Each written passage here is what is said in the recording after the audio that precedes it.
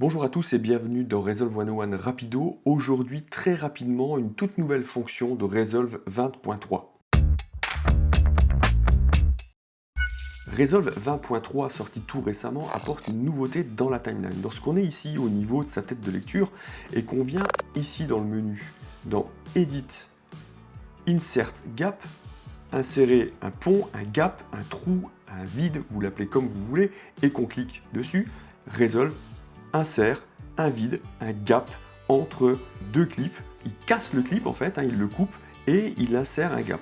Ce gap, il fait 5 secondes chez moi parce que c'est le réglage par défaut de mes photos lorsque je suis dans les réglages qu'on trouve ici dans le menu DaVinci Resolve, Préférences, on va dans User et ici dans Editing, on a ici le standard still duration. Chez moi c'est 5 secondes et donc en fait lorsque je viens ici et que j'insère un gap, Resolve insère un gap de 5 secondes. Vous pouvez choisir ça dans les réglages comme je viens de vous le montrer et changer la durée de ce gap. Si je viens annuler ceci, vous voyez il a vraiment coupé le clip et il a poussé le reste de la timeline. Si je venais le faire ici par exemple et je fais Edit, Insert Gap, puis il coupe le clip et il ajoute 5 secondes de vide et il pousse tout le reste de la timeline.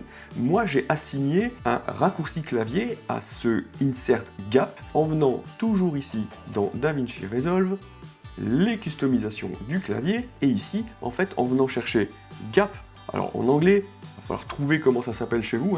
Vous le trouverez simplement en allant dans les menus, et ici, quand vous allez dans le menu Edit, et que vous regardez ce qui est écrit ici, vous allez voir vous comment c'est écrit en français, vous le retrouvez ici, vous le tapez et vous ajoutez la lettre G. Il va vous dire qu'il y a déjà un autre raccourci clavier associé au G, ça a à voir avec les drapeaux, vous verrez si vous voulez le garder ou pas. Moi c'était un raccourci que je n'utilisais pas, donc je ne garde le G que pour insérer un gap.